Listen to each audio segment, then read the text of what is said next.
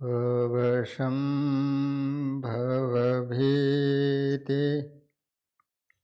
भेदनं सुखसम्पत् करुणानिकेतनम्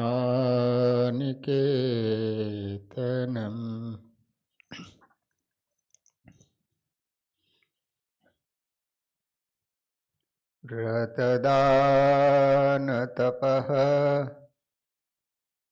क्रियाफलम्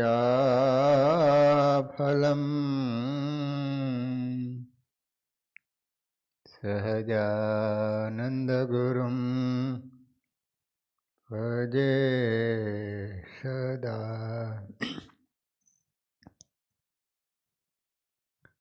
ॐ अवतारिणे श्री स्वामिनारायणाय नमो नमः। श्री हरिकृष्णाय घनश्यामाय नीलकण्ठाय श्रीयुदासाय नमो नमः। बोलो स्वामिनारायण भगवाननी जय। श्री हरिकृष्ण महाराजनी जय। श्री नरनारायण देवनी जय। श्री लक्ष्मीनारायण देवनी जय। श्री रेवती बड़देव जी महाराजनी जय।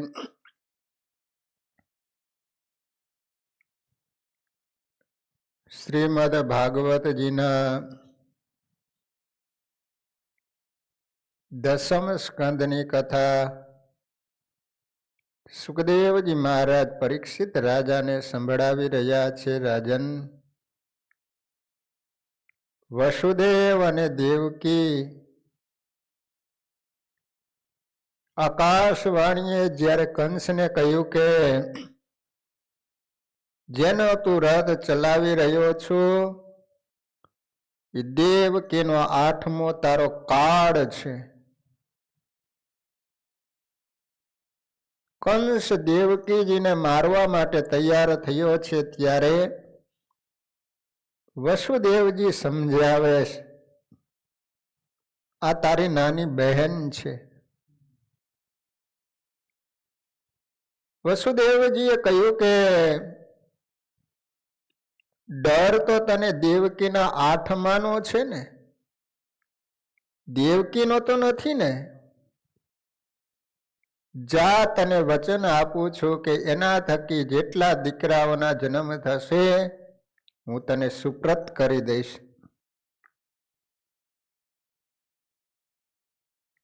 વસુદેવ અને દેવકીજીને કારાવાસની અંદર પૂરવામાં આવ્યા છે। જે ભગવાનના માત પિતા છે એના જીવનની અંદર કેટલા બધા દુઃખ ભોગવવા પડ્યા છે।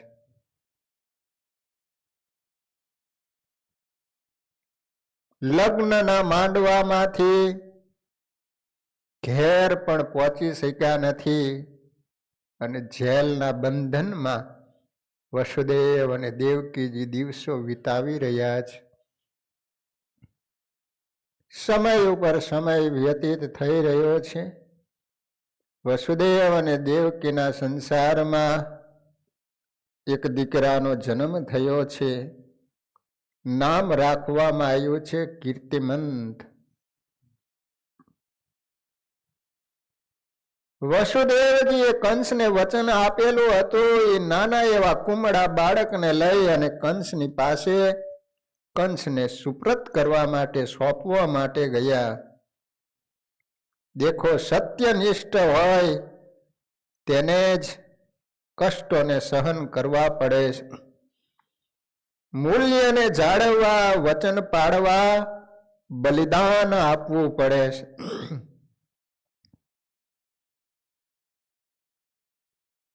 હરિશ્ચંદ્ર રાજા સત્યને કારણે પોતે બજારમાં વેચાણા છે, કાશીની બજારમાં. રંતિદેવ રાજા, શિબી રાજા, મહાભારતમાં મયુરધ્વજ રાજાની કથા આવે છે કે એને સત્યને રાખવા માટે, સત્યનું પાલન કરવા માટે કેટલું એને સહન કર્યું. બનેલું એવું કે પોતે મયુરધ્વજ રાજા રત્નપુરીનો રાજા હતો. પોતે યજ્ઞ કરાવી રહ્યા છે, યજ્ઞની અંદર ઘીની આહુતિ આપી રહ્યા છે. અગ્નયે સ્વાહા, અગ્નયે સ્વાહા. એ જ વખતે કૃષ્ણ ભગવાન અને અર્જુનજી ત્યાંથી પસાર થયા. કૃષ્ણ ભગવાને અર્જુનને કહ્યું કે અર્જુન, અહીંયા મારો એક ભક્ત મયુરધ્વજ રહે છે, એની આજે આપણે પરીક્ષા કરવાની છે. કૃષ્ણ ભગવાન કૃષ્ણ શર્મા બ્રાહ્મણ બન્યા, અર્જુનજી એના શિષ્ય બન્યા. જ્યાં યજ્ઞ ચાલી રહ્યો હતો ત્યાં યજ્ઞશાળામાં પધાર્યા. મયુરધ્વજ રાજા બેઠા હતા, એ ઊભા થઈ અને બ્રાહ્મણનું સ્વાગત કર્યું છે, દંડવત પ્રણામ કર્યા છે. પધારો પધારો, મારા યજ્ઞની અંદર ભૂદેવો પધાર્યા. તમારે જે માગવું હોય તે આજે મારી પાસેથી માગી લ્યો. એને ખ્યાલ નથી કે આ ભગવાન અને અર્જુનજી છે, બ્રાહ્મણના વેશમાં આવેલા છે. કૃષ્ણ ભગવાન કહે છે કે મયુરધ્વજ, મારે જે માગવું છે ને એ તરત કહેવાય એમ છે નહીં. રાજા કહે છે કે તમે નિશંક થઈને માગો, મનમાં કોઈ પણ પ્રકારની શંકા રાખશો નહીં. રાજ, સાજ, સુખ, સંપત્તિ જે માગશો એ હું તમને અર્પણ કરી દઈશ. ત્યારે બ્રાહ્મણ કહે છે કે રાજન, અમે ધર્મપુરથી મારા દીકરાના લગ્ન કરવા માટે, પરણાવવા માટે અમે જતા હતા. બરોબર આ શહેરની સીમમાં આવ્યા ને ત્યાં મારા દીકરાને જંગલમાંથી અચાનક સિંહે આવી અને પકડી લીધો.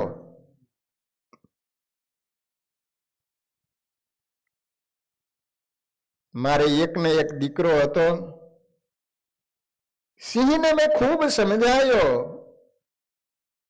કે તું મારા દીકરાને મૂકી અને મને ખાઈ જા, કારણ કે જો એને ખાઈ જઈશ તો મારું અહીંથી કુળ અટકી જશે અને હું ઉંમર લાયક છું, એટલે બીજા દીકરાની આશા નથી કે આ ઉંમરે મારે બીજા દીકરાનો જન્મ થાય. મારા અને મારા સૂતની જે પીડા હતી એ વાઘે જાણી નહીં. ત્યારે મેં કહ્યું કે મેલ મારો પુત્ર, એને સાથે ખાઈ જા મુજને. ત્યારે વાઘ કહે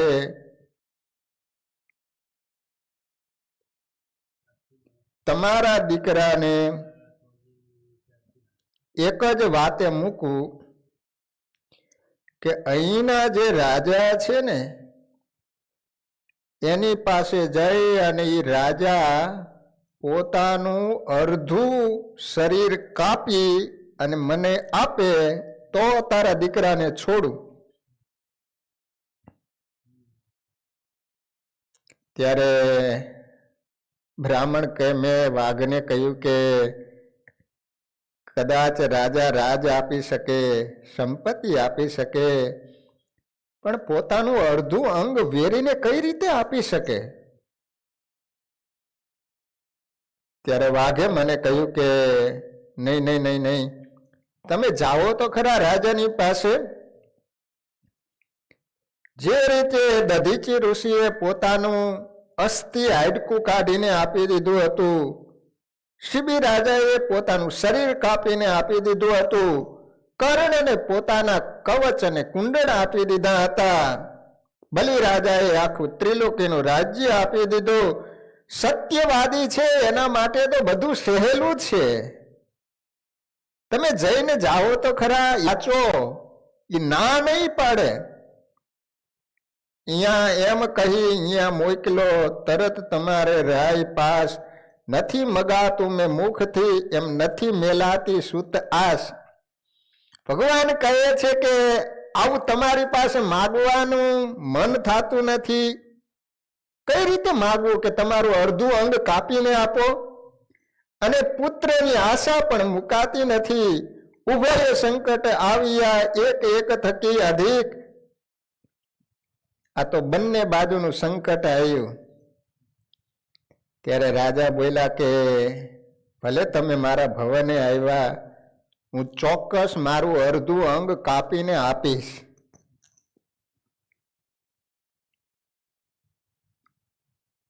મયુરધ્વજ રાજાએ પોતાનો દીકરો મોરુધ્વજ હતો, એને રાજગાદીએ બેસાડી પુત્રને કહે છે કે બેટા, પુત્રની પેટે પ્રજાનું પાલન કરજો, ભગવાનમાં અતિ સ્નેહ કરજો. રાજાએ તિલક તાણ્યું, રાજગાદી ઉપર બેસાડ્યા અને પછી કરવત મગાયું. કરવત લાકડા કાપવાનું આવે ને, કરવત.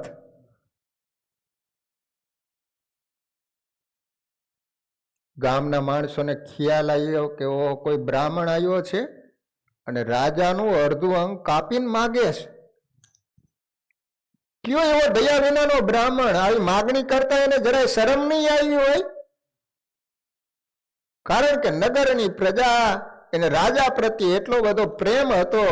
રાજા બધા એને એટલું બધો સાચવતો હતો, એટલી બધી સંભાળ રાખતો હતો. એને કારણે નગરની બધી પ્રજા રાજાની પાસે જોવા માટે આવી છે કે આ કોણ એવો માગવો વારો આવ્યો છે કે અડધું અંગ કાપીને મને આપો. હાલ કલોલ શહેર સૌ થયું, રહ્યું નહીં ધારતા ધીર. હાહાકાર હવો ઘણો, ભેરા સૌએ નયણામાં નીર. બધાની આંખમાં આંસુ આવી ગયા.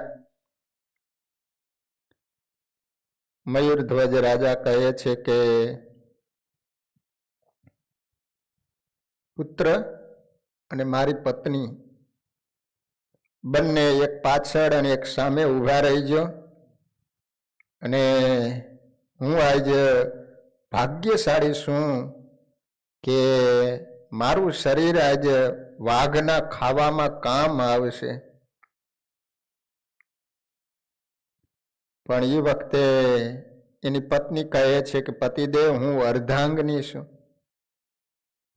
તમારા બદલે મને આપી દો. ત્યારે બ્રાહ્મણ કહે છે કે પત્ની છે ને ડાબું અંગ કહેવાય, સિંહે જમણું અંગ માંગ્યું છે.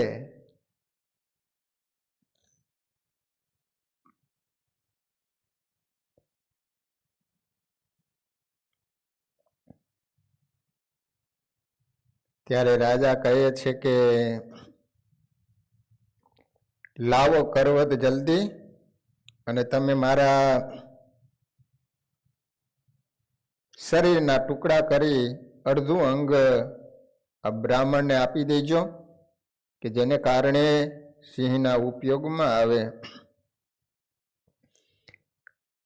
અને જ્યાં આમ કરવત ચાલુ થયું ને, આ શરીરમાંથી લોહીની છોયડું વીડી. નગરની તમામ પ્રજાની આંખમાં આંસુ આવી ગયા. અને એ જ વખતે એવું લખવામાં આવ્યું છે કે બ્રાહ્મણ હતા ને એમાંથી સાક્ષાત કૃષ્ણ ભગવાન પ્રગટ થઈ ગયા. અર્જુનજી અને કૃષ્ણ ભગવાન. ધન્ય છે મયુરધ્વજ રાજા, એક ટેક વચનને નિભાવવા માટે તમારું આખું શરીર કાપી અને અર્પણ કરવા માટે તૈયાર થઈ ગયા. ભગવાન એટલા બધા રાજી થઈ ગયા. માગો માગો. તો કહે છે કે પ્રભુ, સદાયને માટે તમે આવા ને આવા રુદિયામાં રહીજો મારી જે તમે પરીક્ષા કરી એવી બીજા કોઈને તમે પરીક્ષા કરશો નહીં. કહેવાનો આશય, જીવનના મૂલ્યો બલિદાન માગતા હોઈશ. વસુદેવ પણ એ મૂલ્ય નિષ્ઠા માટે બલિદાન આપવા જાય છે, પુત્રને સોંપવા જાય છે. કંસે નાના એવા કુમળા બાળકને વસુદેવને સુપ્રત કર્યા. કંસ કહે છે કે મારો કાળ તો 8મો છે ને, હજી આ તો પહેલો નંબરનો બાળક છે, માટે તમે પાછો લઈ જાઓ. હવે કંસે બાળકને આપી દીધો એટલે નારદ મુનિને એમ થયું કે આ સારું કામ કર્યું નથી. કારણ કે જો આ રીતે એકેય બાળકને મારશે નહીં તો એનો પાપનો ઘડો વહેલો ભરાય છે નહીં. માટે પાપનો ઘડો જલ્દી ભરાય ને તો ભગવાન પ્રગટ થાય ને બધા અસુરોનો સંહાર કરે. એટલે નારદ મુનિ આવ્યા, નારાયણ નારાયણ કંસની આગળ, અને કંસને કહે છે કે કંસ, કેમ પહેલા નંબરનો બાળક તે વસુદેવને પાછો આપી દીધો? તો કહે છે કે આકાશવાણી કહ્યું હતું કે 8મો તારો કાળ છે, આ તો પહેલા નંબરનું બાળક છે. ત્યારે નારદ મુનિ કહે છે કે કંસ, દેવની ગતિ બહુ અટપટી છે, એને તું નહીં ઓળખી શક, નહીં સમજી શક. નારદ મુનિએ કમળનું ફૂલ લાવ્યા અને કહે છે કે આની પાંખડી કેટલી છે? તો કહે છે કે 8. હવે આ પહેલા નંબરથી ગણો તો કે થાય? તો કે ઓલી છેલ્લો એ 8 નંબર. હવે આ 8મા નંબરથી ગણતો તો કે પહેલા નંબરનો 8મો થયો. તો શાયદ કદાચ પહેલા નંબરનો 8મો આવ્યો હોય તો कमल पंखड़ी को गिनो काती वहा से 8, काती वहा से 8, देव की वसुदेव का होगा जो भी नन्ना बाल, कब कौन बनेगा तेरा काल, प्रभु की यही तो है एक चाल. नारद मुनि आम कीधु ने ता तो कंसे जेलनी अंदर जाई अने वसुदेवनो पहला नंबरनो कीर्तिमान नामनो दीकरो हतो એને દેવકીના ખોળામાંથી આંચકી પગ પકડીને ગોળ ગોળ ફેરવી દિવાલે જે ઘા કર્યો, બાળકને ત્યાં ત્યાં લોંદે લોંદા કાઢી નાખ્યા. વસુદેવ અને દેવકીની સામે કંસે નાના એવા કુમળા બાળકને મારી નાખ્યું.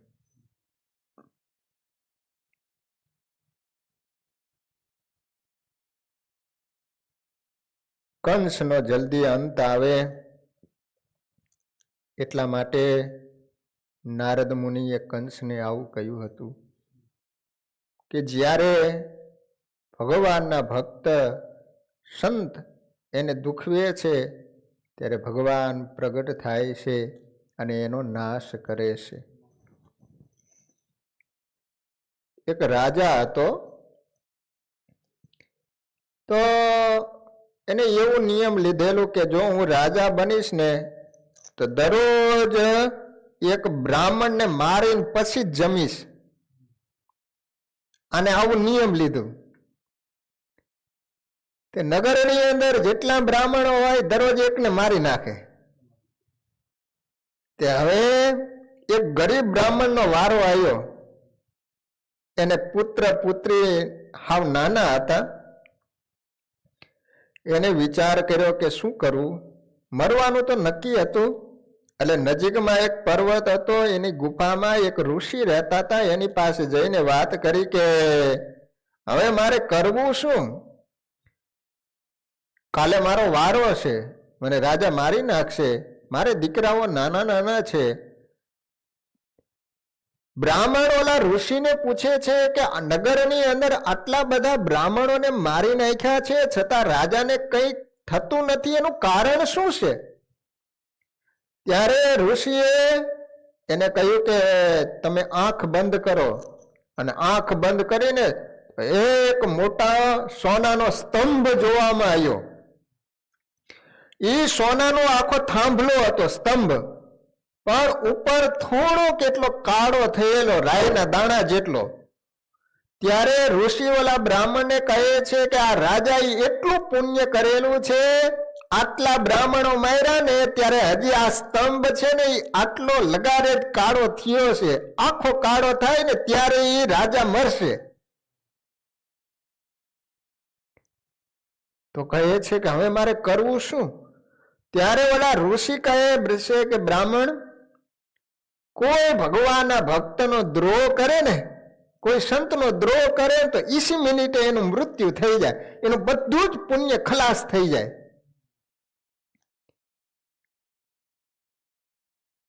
તો ઋષિ કહે છે કે કાલ એમ કરજે, તું છે ને મારી પાસે દોડીને આવતો રહીજે, અને પછી છે ને એ રાજાની પાસે મને લઈ જાય છે, અને એને કારણે એનું મોત થશે. એટલે બીજા દિવસે ઓલા બ્રાહ્મણ હતો ને દોડતો દોડતો એ ગુફાની અંદર ચાલ્યા ગયા. પાછળ ઓલા સૈનિકો પકડવા માટે ગયા. ઓલા બ્રાહ્મણે પોતાનું જે વસ્ત્ર હતું ને એ ઓલા ઋષિને ઓઢાડી દીધું, અને એક વૃક્ષની પાછળ ઊભા રહી ગયા. અને ઓલા સૈનિકો આવીને કહે છે કે ઢોંગી બેસી ગયો છે, અને ઋષિને લાત મારીને જગાડીને કહે છે કે ચલ. એને તો ખબર નહોતી, એને એમ કે આ બ્રાહ્મણ જ છે. લાત મારી અને પરાયણે રાજાની પાસે ખેંચી લઈ જવા માંડ્યા ને ત્યારે ઓલા ઋષિ કહે છે કે બેડો તારો રાજા, અને 20 મિનિટે રાજા મરી ગયો.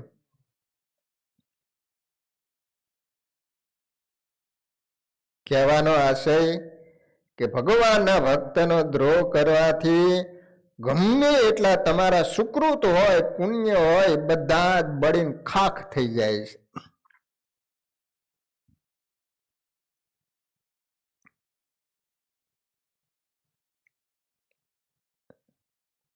નારદજીના ગયા પછી કંસ વિચાર કર્યો, સંત કોઈ દિવસ બોલે નહીં, પણ કદાચ મારું ભલું કરવા આવ્યા હતા. તે પછી કંસ વસુદેવ દેવકીને કેદમાં નાખે અને એના 6 બાળકોને માર્યા છે. કંસ એ અભિમાન છે. તે અભિમાન સર્વ અને જીવ માત્રને કેદમાં નાખે છે. સઘળા જીવો આ સંસાર રૂપી કારાગૃહમાં પુરાયેલા છે. આપણે બધા કેદમાં છીએ, બધા એને બંધન છે.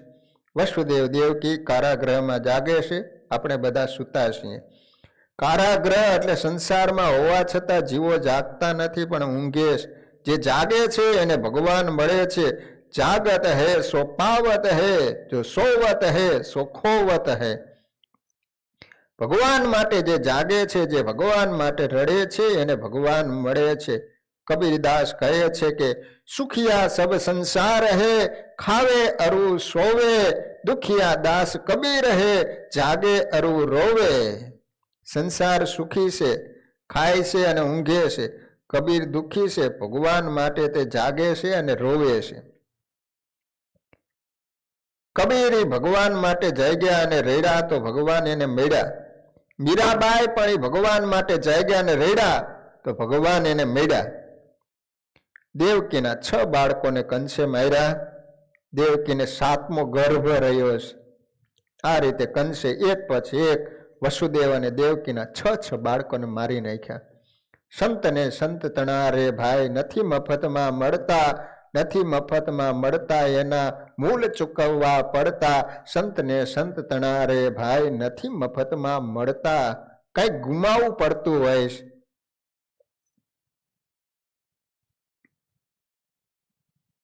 આ બાજુ ભગવાને યોગ માયાને આજ્ઞા કરી છે કે મારા 2 તારે કામ કરવાના છે. માયાનો આશ્રય કર્યા વગર ભગવાન અવતાર ધારણ કરતા નથી. શુદ્ધ બ્રહ્મનો અવતાર જ્યારે આ જગતમાં આવે ત્યારે માયાને દાસી બનાવીને ભગવાન આવે છે. સંસારનું કોઈ પણ કાર્ય માયા વગર થતું નથી, માટે માયાનો ઉપયોગ કરવાનો પણ માયાને આધીન થવાનું નથી, માયાના ગુલામ થવાનું નથી. માયાને જે આધીન થાય એને માયા મારે છે, જે ભગવાનને ભૂલે એને માયા રડાવે છે.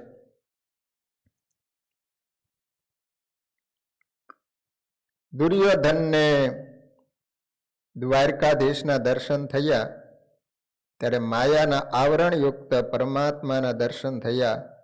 માયા આવરણયુક્ત અવતારના દર્શન થાય એને મુક્તિ મળતી નથી.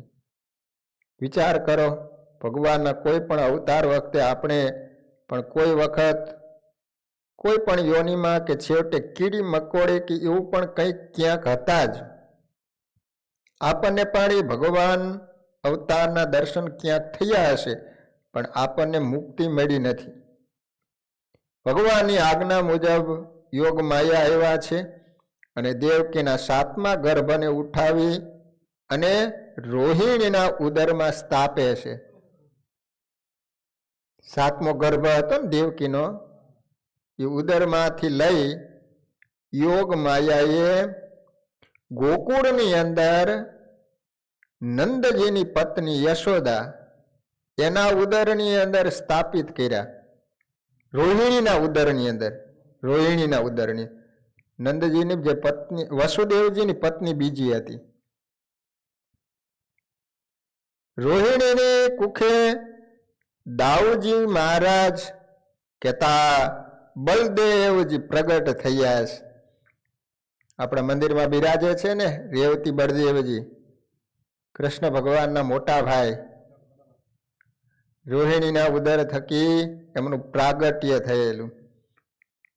બલદેવજી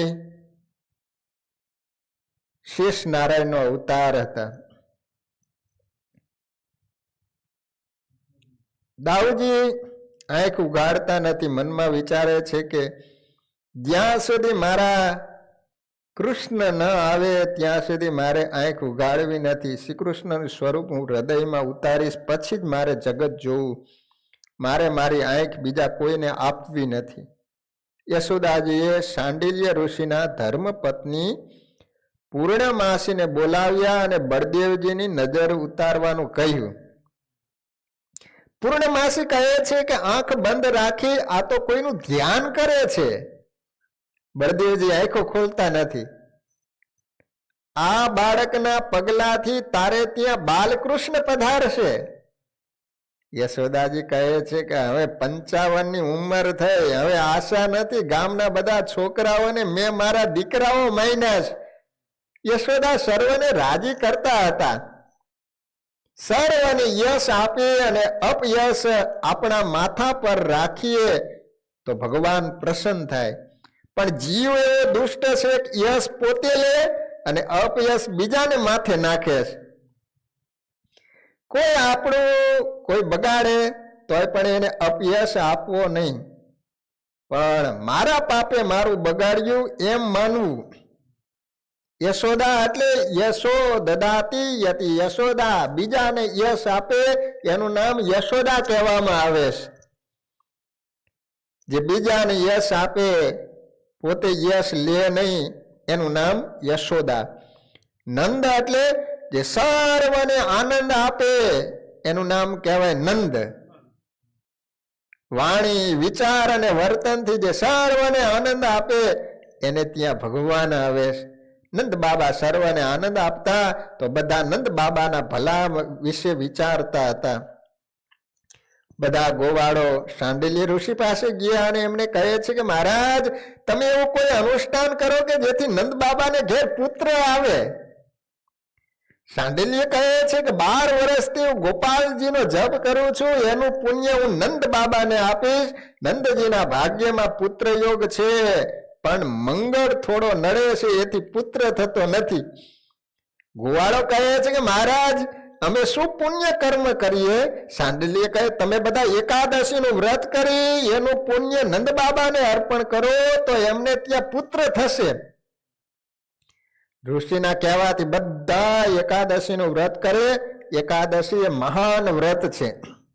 જેનું જીવન સાદું છે, જેના ઘેર ગાયોની સેવા થાય છે, જેના ઘરમાં એકાદશી થાય છે, જેના ઘરમાં ગરીબોનું સન્માન થાય છે, ત્યાં ભગવાન પધારે છે. વ્રજવાસીઓ ભોળા છે, પૈસા માટે તેઓ કપટ કરતા નથી, જીવન બહુ સાદું છે, તેથી લાલાને ગોકુળ ગમ્યું એટલે પ્રભુ વ્રજમાં આવ્યા છે. નંદજી પણ બહુ ભોળા છે, વ્રજવાસીઓ અભણ છે, તેમ છતાં ખરો આનંદ ભગવાનને વ્રજવાસીઓએ આપ્યો. બહુ ભણેલાને ત્યાં જતા નથી, ભગવાનને ડર લાગે છે, વિચારે છે કે બહુ ચતુર છે, મને છેતરશે તો. બાળકો પણ વ્રત કરે છે, બાળકો કહે છે કે અમે એકાદશી કરી એટલે લાલો આવ્યો. ગોપીઓ માને છે કે અમે અનેક બાધાઓ રાખી તેથી લાલો આવ્યો. બ્રાહ્મણો માને છે કે અમે જપ કર્યા એટલે લાલજી પધાર્યા. કનૈયો બધાયનો છે. પ્રત્યેકને એમ લાગે છે કે કનૈયો મારો છે, એટલે લાલા માટે આખું ગામ વ્રત તપ કરે, બાધાઓ રાખે. તેથી નંદ મહોત્સવમાં આખું ગામ નાચે છે. નહીતર કોઈને ત્યાં દીકરો થાય તો આખું ગામ શા માટે નાચે? સુખદેવજી વર્ણન કરે છે કે આ બાજુ દેવકીને 8મો ગર્ભ રહ્યો છે. કંસે સેવકોને કહ્યું છે કે સાવધાન રહેજો, 8મો કાળ આવી રહ્યો છે. એક સેકન્ડના મને સમાચાર મળવા જોઈએ. મારો કાળ હવે આવશે. સેવકો કહે છે કે અમે રાત્રે બેસતા પણ નથી, બેસીએ તો કદાચ આંખ મળી જાય. ખડે પગે ખુલ્લી તલવારે ઉભા રહી અમે પહેરો ભરીએ છીએ. બાળક થશે એટલે અમે ખબર આપીશું. કંસ પણ 8મો કરતા તન્મય થયો. મારો કાળ આવશે, કાળ આવશે. જ્યાં નજર જાય ને ત્યાં કૃષ્ણ ભગવાનને જોવે છે. દેવકીના ગર્ભ રહેલા નારાયણની દેવો પ્રાર્થના કરે. દેવોએ દેવકીને આશ્વાસન આપ્યું, મન બુદ્ધિ પંચ પ્રાણો વગેરે સર્વની શુદ્ધિ થાય ત્યારે ભગવાનને મળવાની આતુરતા થાય છે. ધીરે ધીરે આતુરતા એવી વધે છે કે જીવને ભગવાન વિના જરા પણ ચેન પડતું નથી. જીવ તરફડે. જ્યારે અત્યંત આતુર થાય ત્યારે ભગવાનનો જન્મ થાય છે.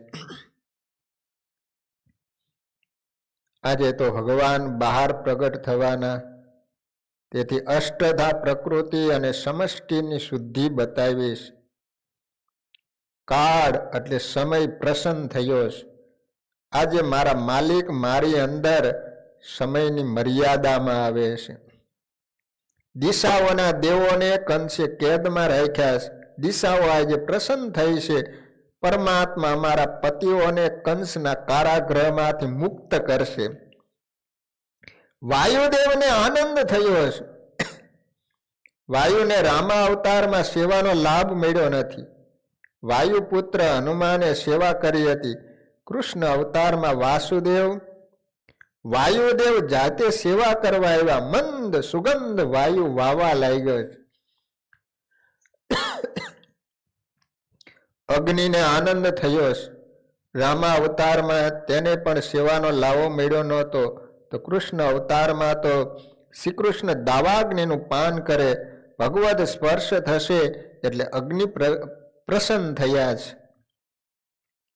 ધરતી કહેતા ભૂદેવને આનંદ થયો છે.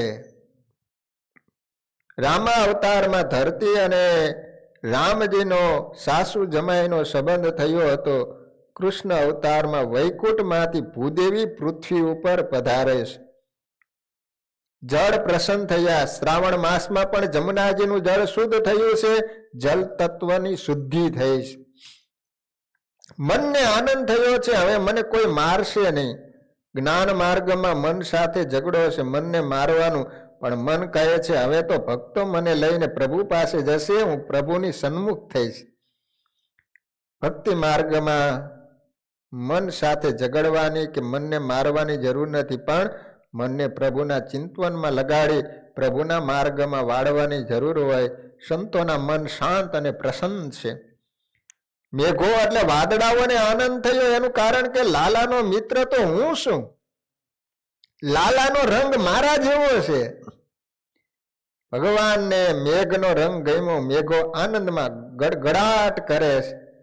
આ પ્રમાણે પરમ શોભાયમાન અને સર્વ ગુણ સંપન્ન થયો.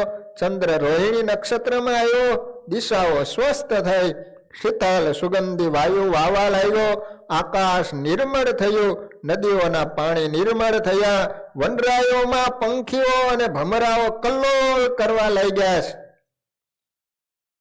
પરમાત્મા જ્ઞાન ચક્ષુથી દેખાય છે, પણ આજે પરમાત્મા પ્રત્યક્ષ પ્રગટ થવાના છે. જ્ઞાનીઓને આનંદ થયો છે, મહાત્મા પુરુષના મન પ્રસન્ન થયા છે. સ્વર્ગમાં દુદુમ દેવીઓ વાગવા લાગ્યા, મુનિઓ અને દેવતાઓ આનંદમાં આવી જાય અને પુષ્પ વૃષ્ટિ કરવા લાગ્યા છે. સર્વે તૈયાર, આનંદમાં મગ્ન, પ્રભુના ચિંતવનમાં તન્મય અને લાલજીના દર્શન માટે આતુર છે. ખૂબ રાહ જોઈ હવે છેવટે લાલજીનું આગમન થવાનું. શ્રાવણ માસ કૃષ્ણ પક્ષની અષ્ટમીએ મધ્યરાત્રિએ દેવકી વસુદેવ સન્મુખ કમલ નયન અદભુત બાળક રૂપે ચતુર્ભુજ નારાયણ પ્રગટ થયા છે. ચારે બાજુ પ્રકાશ પ્રકાશ પ્રકાશ થયો છે. સંતતિ અને સંપત્તિનો નાશ થયા છતાં અતિ દીન બની વસુદેવ દેવકીએ નારાયણનું આરાધન કર્યું. એટલે પ્રભુએ દેવકી વસુદેવને નારાયણે સૌ પ્રથમ ચતુર્ભુજ સ્વરૂપે દર્શન આપ્યા છે. ચાર હાથમાં શંખ, ચક્ર, ગદા અને પદ્મ છે. પ્રભુએ કહ્યું છે કે મારા સ્વરૂપના દર્શન કરો, પછી 11 વર્ષ ધ્યાન કરો, તે પછી હું તમારી પાસે આવીશ. આ બતાવે છે કે પ્રત્યક્ષ પ્રભુના દર્શન થાય પછી પણ ધ્યાન કરવાની ખાસ જરૂર છે. જ્ઞાનનો દીવો પ્રગટ થયા પછી પણ જો ઇન્દ્રિય રૂપી એકાદ દરવાજો ઉઘાડો રહી જાય તો એમાંથી વિષય રૂપી પવન દાખલ થાય અને જ્ઞાન દીપ બુજાય છે. જ્ઞાન માર્ગમાં ઘણા વિઘ્નો આવે છે, જ્યારે ભક્તિ માર્ગ પ્રમાણમાં સહેલો છે. દરેક ઇન્દ્રિયોને ભક્તિ રસમાં તરબોળ કરી દો, પછી વિષય રૂપી પવન એને અસર કરી શકશે નહીં. 11 ઇન્દ્રિયો જ્યારે ધ્યાનમાં એકાગ્ર થાય ને ત્યારે સાક્ષાત્કાર થાય છે. તેથી ગીતાજીમાં પણ 11મા અધ્યાયમાં અર્જુને વિશ્વરૂપના દર્શન થયા. ભગવાને એટલે જ દેવકી વસુદેવને 11 વર્ષ ધ્યાન કરવાનું કહ્યું. ચતુર્ભુજ સ્વરૂપના દર્શન આપ્યા પછી સ્વરૂપ અદ્રશ્ય થયું. 2 હાથ વાળા બાળ કનૈયા લાલજી પ્રગટ થયા. બોલો બાલ કનૈયા લાલ કી જય. પ્રભુએ કહ્યું મને જલ્દી ગોકુળમાં લઈ જાઓ. વસુદેવજીએ ટોપલામાં લાલજીને પધરાવ્યા છે, પણ હવે બહાર જવું કેમ? કારાગૃહના દરવાજા બંધ છે, જેલમાં બંધન તૂટતા નથી. ત્યારે દેવકી કહે લાલજીને માથે પધરાવો એટલે બધા બંધન છૂટી જશે. વસુદેવે જ્યાં ટોપલીમાં સુવાડેલા લાલજીને માથે પધરાવ્યા એટલે સર્વે બંધન તૂટી ગયા. હાથ પગની બેડીઓ તૂટી ગઈ, કારાગૃહના દરવાજા ખુલ્લા થઈ ગયા.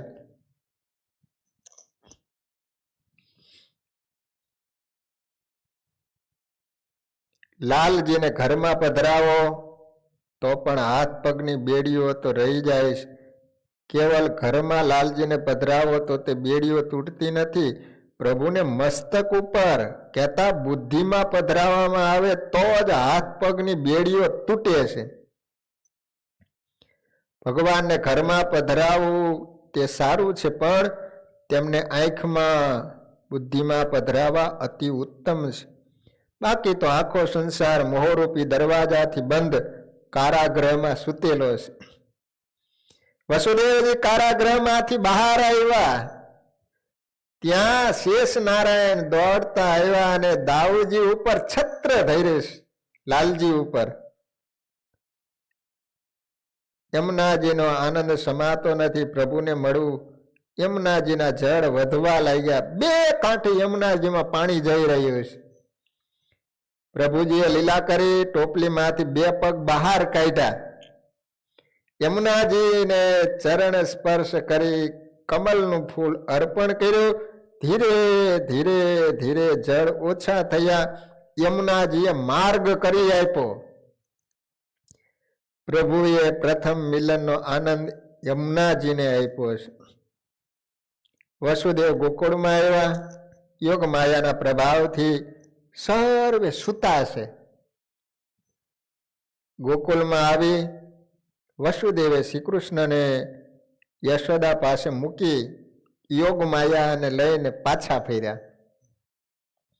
માર્ગમાં વસુદેવજી મનમાં વિચારે છે કે હજુ મારું પ્રારબ્ધ બાકી છે, એટલે ભગવાનને આપીને હું માયાને લઈને પાછો જાઉં છું. વસુદેવ યોગ માયાને ટોપલીમાં લઈ કારાગૃહમાં પાછા આવ્યા. માયાને લઈને પાછા આવ્યા એટલે હાથ પગમાં બેડીઓ આવી. કારાગૃહના દરવાજા બંધ થયા. ફરીથી બંધન આવ્યું. ભગવાનની આજ્ઞાથી વસુદેવે બંધન સ્વીકાર્યું છે. યોગ માયા રડવા લાગી. કંસને ખબર આપવામાં આવી. કંસ દોડતો દોડતો આવ્યો. ક્યાં છે મારો કાર્ડ? તેને મને આપો. કન્યાના 2 પગ લટકતા હતા એ કંસે પકડ્યા. કંસ યોગ માયાના 2 પગ પકડીને પથ્થર ઉપર પછાડવા ગયો, પણ માયા કોઈના હાથમાં આવતી નથી. યોગ માયા કંસના હાથમાંથી છટકી ગઈ અને જતા જતા કંસના માથા ઉપર લાત મારી. અષ્ટભુજા જગદંબા આકાશમાં પ્રગટ થયા. યોગ માયાએ કહ્યું કે વિના કારણ તું બાળકોની હત્યા કરે છે, તને મારનાર બાળકનો જન્મ થઈ ગયો છે. આ બાજુ જન્માષ્ટમીના દિવસે રાતના 12 વાગ્યા સુધી નંદ બાબાએ જાગરણ કર્યું છે. શાંડિલ્ય ઋષિએ નંદ બાબાને કહ્યું કે બાબા હવે તમે સૂઈ જાઓ, તમે જાગશો તો બધા જાગશે, સવારે આનંદના સમાચાર સાંભળવા મળશે. શાંડિલ્યના કહેવાથી બધા સૂતા છે. ત્યારે જ યોગ માયાએ આવરણ કર્યું છે. બાલકૃષ્ણ જ્યારે નંદજીના ઘરમાં આવ્યા તે વખતે નંદ બાબા સૂતેલા છે. નંદ બાબાને સ્વપ્ન દેખાયું. મોટા મોટા ઋષિઓ મારે આંગણે આવ્યા છે. યશોદાએ સુંદર શણગાર કર્યો છે અને એની ગોદમાં સુંદર બાળક છે. શિવજી બાળકના દર્શન કરવા આવ્યા. આંગણે કીર્તન થઈ રહ્યું છે. હું બ્રાહ્મણોની પૂજા કરું છું અને ગાયોનું દાન કરું છું. નંદ બાબા પ્રાતકાલે જાગે છે. આવું સુંદર સ્વપ્ન જોઈને રાજી થયા. વિચારે છે કે મેં એવું પુણ્ય કર્યું નથી કે આવું બાળક મારે ત્યાં આવે, પણ સ્વપ્ન હતું સુંદર. મેં શિવજીના દર્શન કર્યા, બ્રાહ્મણોને ગાયોનું દાન કર્યું. મેં સાધુના મુખેથી સાંભળ્યું છે કે જે ગાયોની સેવા કરે એના વંશનો વિનાશ થતો નથી.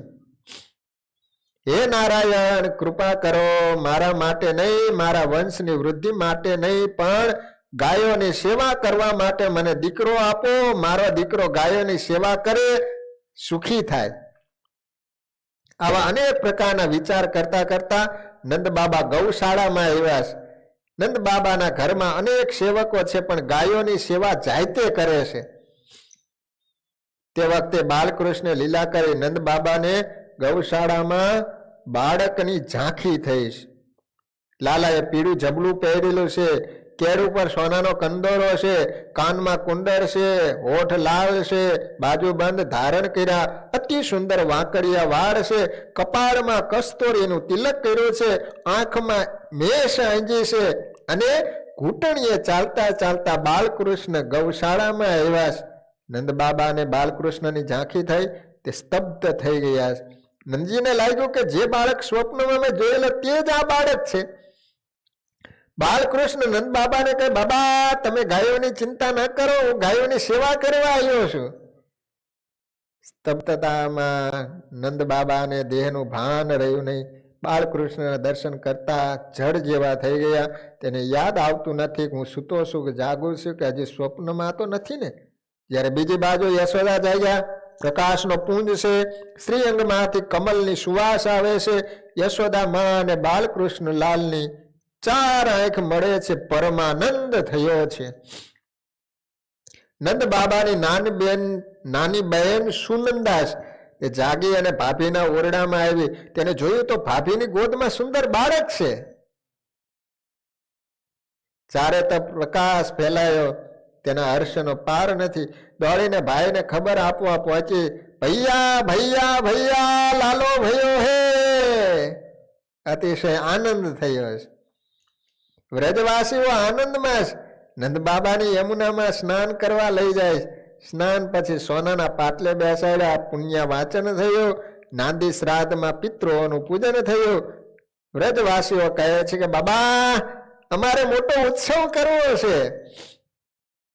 શાંડિલ્ય ઋષિ કહે છે કે બાબા, વૃદ્ધ અવસ્થામાં તમારે ત્યાં પુત્ર થયો, તમારે આજે દાન કરવું જોઈએ. તમે દાનનો સંકલ્પ કરો. નંદ બાબા ઉદારતાથી દાન આપે છે. અન્નદાન, વસ્ત્રદાન, સુવર્ણ દાન અને ગાયોનું દાન કરે છે. બ્રાહ્મણોની એટલું બધું દાન કર્યું. એક બ્રાહ્મણને આશ્ચર્ય થયું અને કહે છે કે બાબા, તમારા લાલા માટે કઈ રાખશો નહીં? લાલા માટે અડધું રાખો, હું અડધું દહીં લઈ દઈશ. નંદ બાબા કહે કે તમારા માટે કાઢ્યું પછી પાછું ન લેવાય. બ્રાહ્મણ આશીર્વાદ આપતા કહે છે કે બાબા, તમારો લાલો મોટો રાજા થશે, અનેક યજ્ઞો કરાવશે, સોનાની નગરી બાંધશે, મોટા મોટા ઋષિઓ એના ચરણમાં વંદન કરશે, 16,000 રાણીઓનો પતિ થશે. નંદ બાબા આ સાંભળી ગભરાણા. એક બે નહીં પણ 16,000 રાણીઓ? આટલી બધી રાણીઓ મારા લાલાને ત્રાસ આપશે? 16,000 આવશે તો ઘરમાં ઝઘડો થશે. બ્રાહ્મણે કહ્યું કે બાબા, તમારો લાલો કોણ છે તમે જાણતા નથી. કનૈયો તો 16,000 રાણીઓને પૂરો પડશે, તેનો જય જયકાર થશે. આ બાજુ ગોપીઓએ યશોદાને ત્યાં લાલાના પ્રાગટ્યના સમાચાર સાંભળ્યા. એને લાલાના દર્શનની આતુરતા જાગી અને લાલાને આપવા ભેટો લઈને દોડી. ગોપીઓ કૃષ્ણ દર્શન માટે દોડે. જાણે નવધા ભક્તિ સાકાર રૂપ ધારણ કરીને દોડતી ઈશ્વરને મળવા જાય. જ્યારે ગોપીઓ દોડતી દોડતી લાલાને મળવા જાય છે ને, ત્યારે તેમના એક એક અંગને જાણે પ્રભુના દર્શનની ઉતાવળ થઈ હોય એવું લાગે છે. ઇન્દ્રિયોને જાણે વાંચા ફૂટીશ. આંખો બોલવા લાગી, મારા જેવી કોઈ ભાગ્યશાળી નથી, મને લાલાના દર્શનનો આનંદ મળશે. હાથ બોલે છે કે હું ભાગ્યશાળી છું, કે લાલાને હું ભેટ ધરીશ, લાલાના સ્પર્શનો મને આનંદ મળશે. કાન બોલે છે કે હું ભાગ્યશાળી છું, કે મેં લાલાના પ્રાગટ્યની વાત સાંભળી, હવે હું લાલાની વાંસળી સાંભળીશ. હૃદય બોલ્યો કે લાલાને ઉઠાવી હું આલિંગન આપીશ, મને લાલાના સ્પર્શનું મિલન થશે. પગ બોલ્યા કે મારા અનેક જન્મ મને યાદ આવે, પૈસા પાછળ, કામ સુખ પાછળ હું દોડતો હતો, પણ આજે કૃષ્ણ દર્શન માટે દોડું. હવે જન્મ મરણના ત્રાસમાંથી છૂટી જઈશ. પ્રત્યેક ઇન્દ્રિયોને આનંદનો અનુભવ થયો છે. દોડતી ગોપીઓની વેણુમાંથી પુષ્પો ખરીને ગોપીઓના પગ પર પડે છે. પુષ્પો જાણે કહે છે કે કૃષ્ણ દર્શન માટે તમે જે આતુરતાથી દોડો છો, તેથી તમે ભાગ્યશાળી છે. તમારા માથા પર રહેવાને અમે લાયક નથી, તમારા ચરણ રજ પામી અમે કૃતાર્થ થઈશું. આ રીતે તમામ ગોપીઓ અને ગોપો મળી અને નંદ યશોદાના ઘરે આવશે અને પરમાત્માનું પ્રાગટ્ય થયું એનો મહોત્સવ ઉજવશે. તો સારી કથાઓ આપણે કાલે શ્રવણ કરીશું. વાલા ભક્તજનો, કાલે શરદ પૂર્ણિમાનો દિવસ છે. શરદ પૂર્ણિમાનો ખૂબ મહિમા છે. શરદ પૂર્ણિમાને દિવસે કૃષ્ણ ભગવાન ગોપીઓની સાથે રાસ રમ્યા હતા. સ્વામિનારાયણ ભગવાને પંચાળામાં જેટલા સંતો એટલા સ્વરૂપ ધારણ કરી અને રાસ રમ્યા હતા. મૂડીની અંદર પણ સ્વામિનારાયણ ભગવાને અલર્ક વાવે ગામની જેટલી બહેનો હતા એટલા સ્વરૂપ ધારણ કરી અને રાસ રમ્યા હતા. શરદ પૂર્ણિમાને દિવસે આકાશમાં ચંદ્રમાં 16 કળાએ ખીલતો હોય અને એની જે કિરણો છે એ હિન્દુ સંસ્કૃતિમાં તે દિવસે દૂધ પૌવા બનાવવામાં આવે અને આકાશમાં એ ચંદ્રમાની નીચે મૂકવામાં આવે અને એ ચંદ્રમાની જે કડા, જે કિરણ, એ દૂધ પૌવાની અંદર પડે અને એ જે જમે ને એનું કોઈ દિવસ આરોગ્ય બગડે નહીં, એનું આરોગ્ય સદાયને માટે સારું રહેતું હોય છે. એટલે તે દિવસે દૂધ પૌવાનો મહિમા હોય છે. તો વાલા ભક્તજનો, આપણા મંદિરમાં કાલે શરદ પૂર્ણિમાનો સુંદર મજાનો પંચાળાનો રાસ, જે રીતે શ્રીજી મહારાજ સંતોની સાથે રમ્યા હતા એ જ રીતે કાલે ભક્તજનો 8 વાગ્યા પછી આપણે ભગવાનના સાનિધ્યમાં અહીંયા સુંદર મજાનું શણગારવામાં આવેલું જ છે. એટલે પુરુષોએ અહીંયા પુરુષના મંદિરમાં રાસ રમવાનું છે. બહેનો બાજુનો હોલ છે ત્યાં બહેનોએ રાસ રમવાનું છે. તો કાલે બધા જ ભક્તજનો ખાસ શરદ પૂર્ણિમા અને પૂનમનો દિવસ છે. આમે આપણા મંદિરમાં બિરાજતા દેવો પૂનમના દિવસે દેહ દર્શન કરે છે, એના જીવનના બધા જ દુઃખોને મટાડે છે, બધા જ એના સંકલ્પો પૂરા કરે છે. એવા મંદિરમાં બિરાજતા દેવો એના દર્શન કરવા માટે તમે આવો જ છો. પણ કાલે ખાસ મોટી સંખ્યામાં શરદ પૂર્ણિમાના દિવસે જો આપણે રાસે રમીશું તો ચોક્કસ આપણા ઉપર ભગવાન પ્રસન્ન થશે. તો ખાસ તો ભક્તજનો, નાના બાળકો અને મોટી ઉંમરના જે વૃદ્ધો હોય, બને તો તમે ઘેર બેસીને દર્શન કરજો. ખાસ તો યુવાન વર્ગ મોટી સંખ્યામાં ભાઈઓ અને બહેનો પધારે. એટલે તમે મંદિરમાં આવો ત્યારે ખાસ દરવાજે ટેમ્પરેચર માપી અને પછી જ અંદર તમે પ્રવેશ કરજો. ત્યાં એકાદ હરિભગત ઊભા જ હશે, તો મેન ગેટેથી જ તમે બધા પ્રવેશ કરજો. એટલે આપણે બધાનું ભગવાન આરોગ્ય સારું રાખે એવી હું ભગવાનના ચરણોમાં પ્રાર્થના કરું છું. તો કાલે ખાસ ભક્તજનો બધા જ રાસ રમવા માટે અચૂક પધારજો એવી બધા હરિભક્તોને વિનંતી. બાળકોનો, નાના બાળકોનો 3 વાગ્યા પછી કંઈક પ્રોગ્રામ રાખેલો છે, તો તે સમયે નાના બાળકો અચૂક પધારજો. 3 થી 6 વાગ્યા સુધીનો બાળકોનો પ્રોગ્રામ રાખવામાં આવેલો છે.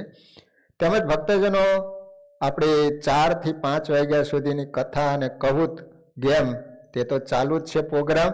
અહીંયા બાળકોનો પણ પ્રોગ્રામ ચાલુ રહેશે અને તમે ઘેર બેસી અને આ કથા અને કહૂત ગેમનો બધા જ ભાઈઓ બહેનો લાભ લેજો.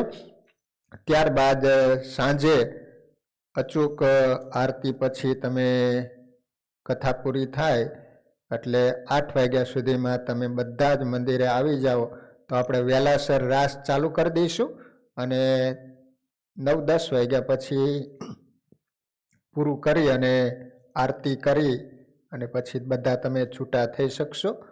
તો ખાસ ભક્તજનો, કાલે શરદ પૂર્ણિમાનો દિવસ છે. શ્રી હરિના સ્મરણ સાથે અત્રે કથાને વિરામ. શ્રીપતિમ શ્રીધરમ સર્વદેવેશ્વરમ ભક્તિધરમાત્મજમ વાસુદેવમ હરિમ માધવમ કેશવમ કામદમ કારણમ સ્વામિનારાયણમ નીલકંઠમ ભજે સહજાન સ્વામી મહારાજની. શરદ પૂર્ણિમાના કોઈ પણ હરિભક્તોને યજમાન બનવાની ઈચ્છા હોય તેઓ પોતાનું નામ જણાવી દેશો, લખાવી દેશો એવી હરિભક્તોને વિનંતી. સ્વામિનારાયણ સ્વામિનારાયણ સ્વામિનારાયણ સ્વામિનારાયણ સ્વામિનારાયણ.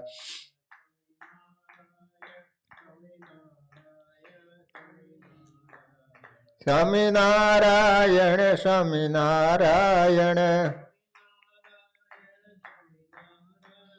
સ્વામિનારાયણ સ્વામિનારાયણ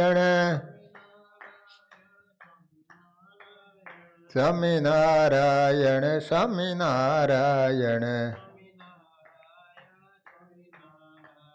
સ્વામિનારાયણ સ્વામિનારાયણ